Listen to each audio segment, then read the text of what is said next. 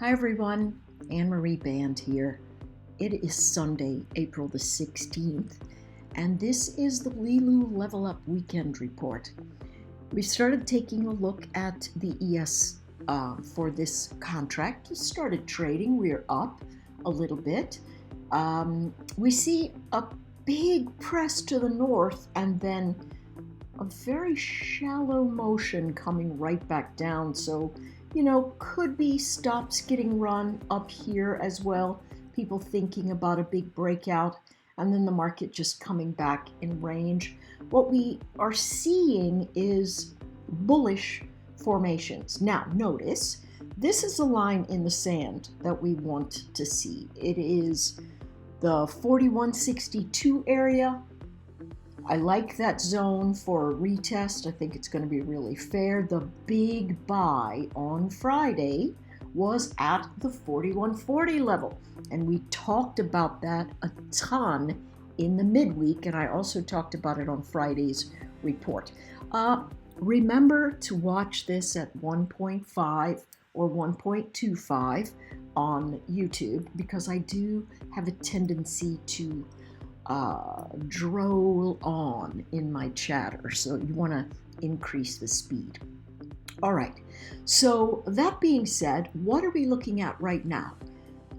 From the news, we can see all kinds of interesting things. We've got some mergers and acquisitions that are kind of big. We have something else about a new cancer treatment with Moderna and Pfizer together. That's kind of a big deal. A lot of people have been buying Pfizer. I think they've known about this in the past. Poland and Hungary are in a bit of hot water with the EU because they have put some sanctions on Ukraine grain imports. There's a lot of stuff going on out there. The fighting in Africa is heating up just a wee bit. I think this is going to also be some sort of thing in the longer term.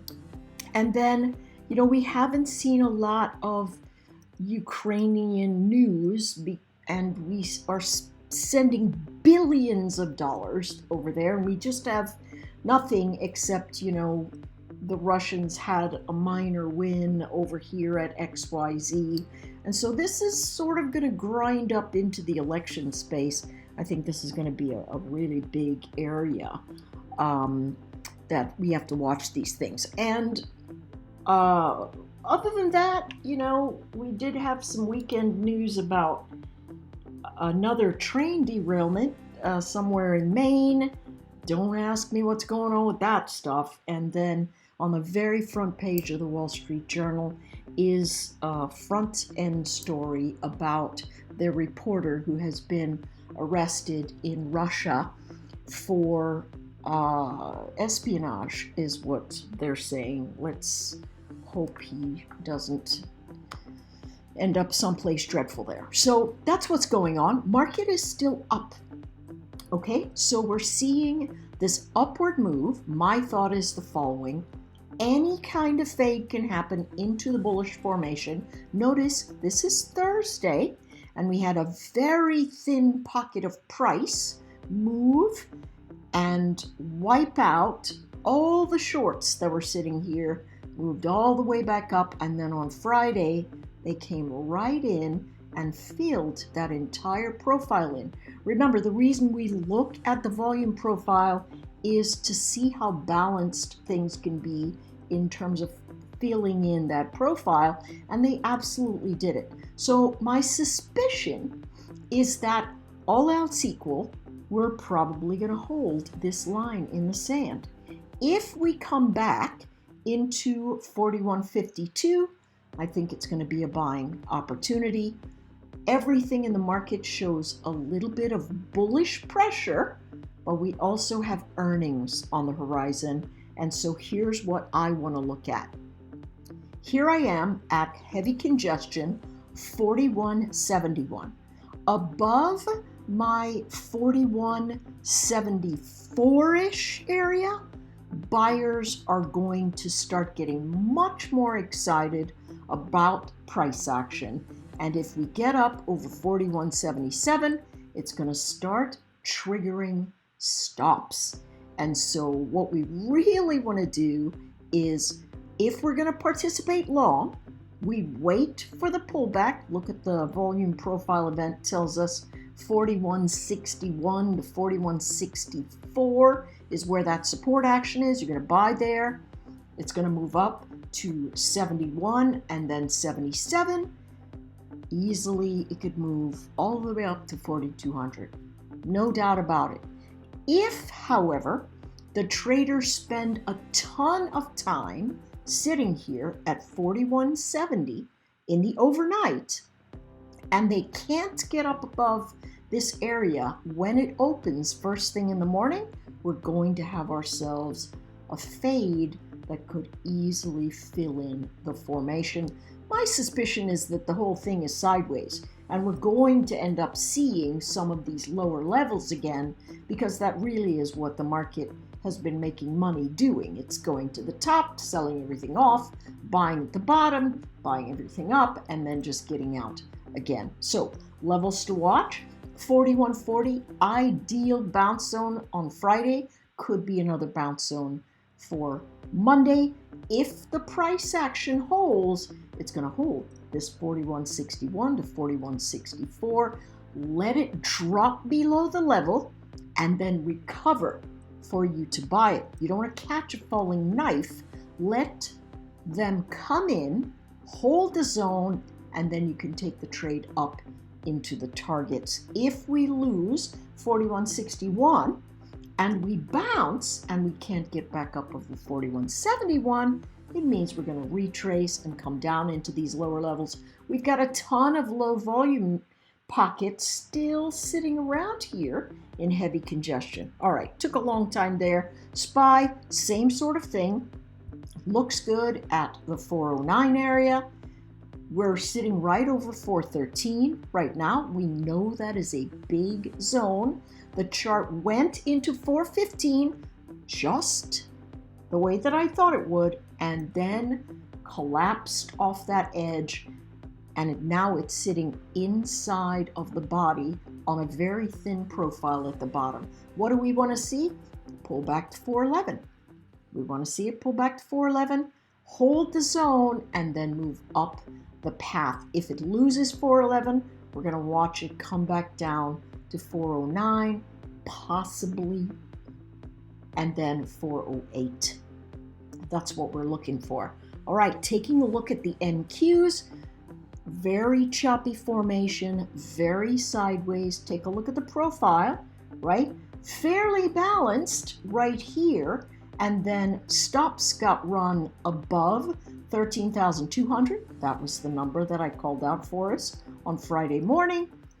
And then this here at 13,125. Notice we lose the level, and then when we recover it, it's off to the races. And that's really what you want to do. So tomorrow, or in the overnight tonight, let's see if we can come in and test 13,110.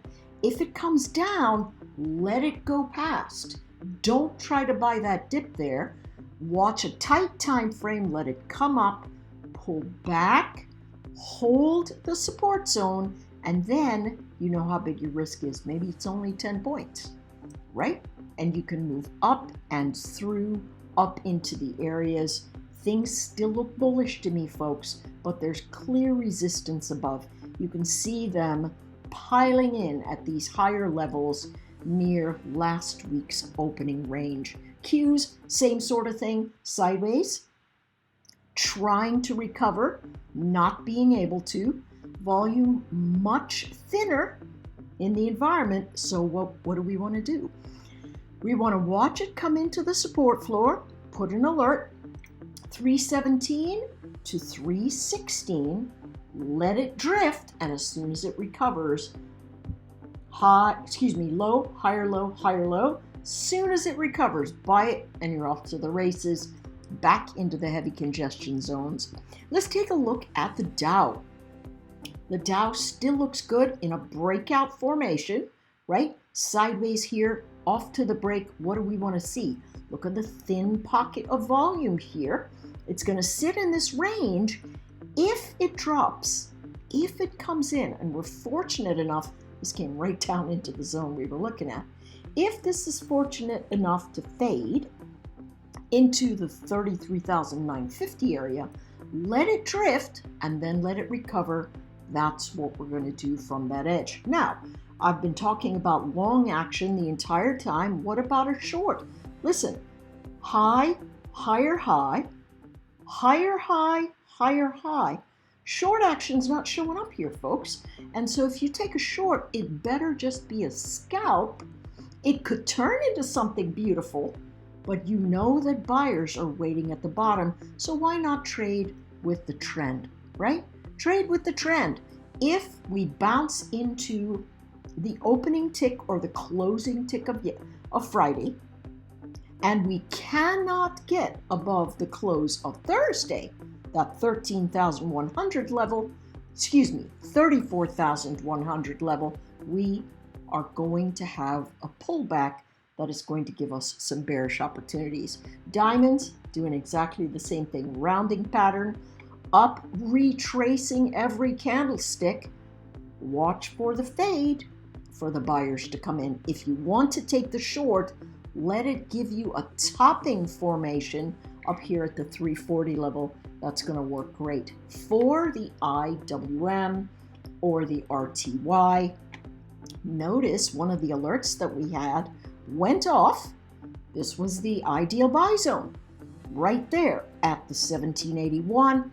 It took us right into the edge, just missed that 1820. We'll pull it down maybe to 1818. I like probably 1815 as the target, 1817, 1815 up at the edge. What do we want to do? We want to look for bounces that fail and then dips that hold, because this is a range-based formation. Below the 1781, you want to get out of that trade if you're thinking about long action. That's just what I would do. Here's the IWM, very sideways. I mean very, very sideways, showing a bit weaker. So we have to be careful about that one. Here's the thing. If it bounces in this formation, it's sitting in a range between 175, 70, and 179, 178, 50. Somewhere around there. You know, if it bounces out, you wait for it to exhaust, you've got yourself a short on the bottom.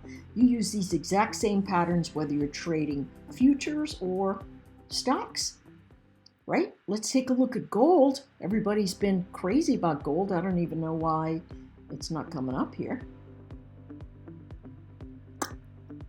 And I'll go to oil while it's doing that.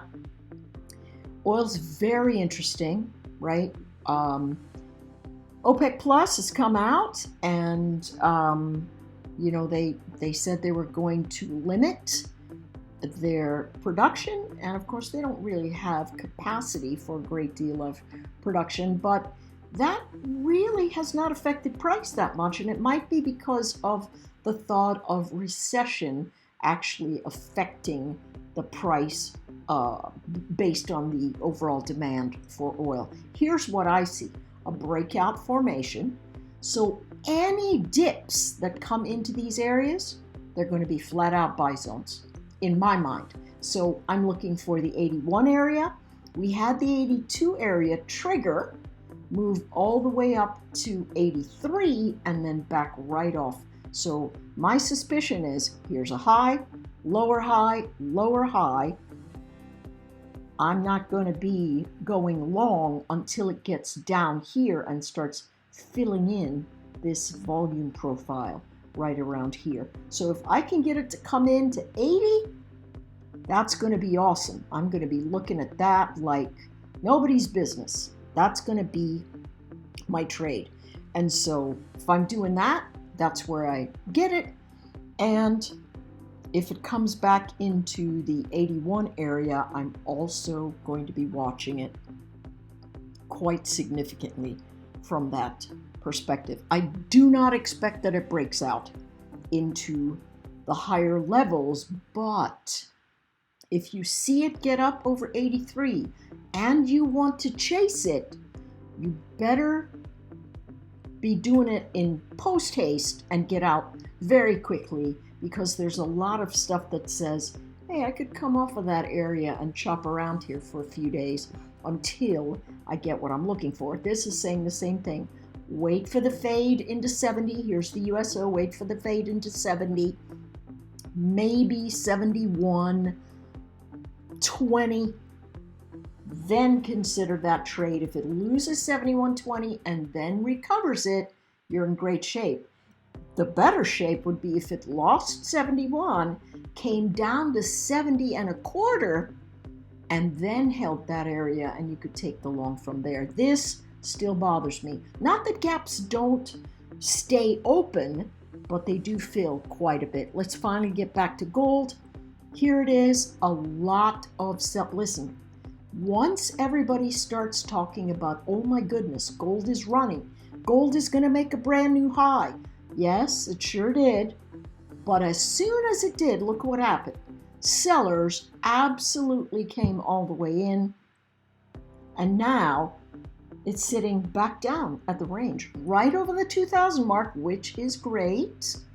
But we still have to be very careful here trading gold. What is very likely to happen here is that people take a lot of profit, and from that, they start a new position. And so that would be my thought. I would say, hey, wait until it gets to 1990, let it fill in some of this noise, and then, you can go for the races. The dollar is very near critical support. It should have a relief bounce. That's going to bring gold in just a little bit more before the dollar begins to fade. Again, finally, gold is saying the same thing here, right? You want to wait until it comes down into 182.50, 182.70, somewhere like that. The expectation is it comes in, chops around, people get nervous again, and then it buys up. All right, that's kind of a long one tonight, but really want to give you everything that you need there. And remember, you look to the last two candlesticks, including the one and the one that you're presently in, and let that give you the general range. Don't try to put an order right in on a baseline event, especially if you're on a tight time frame and you've got a moving average that is very steep or very high, right?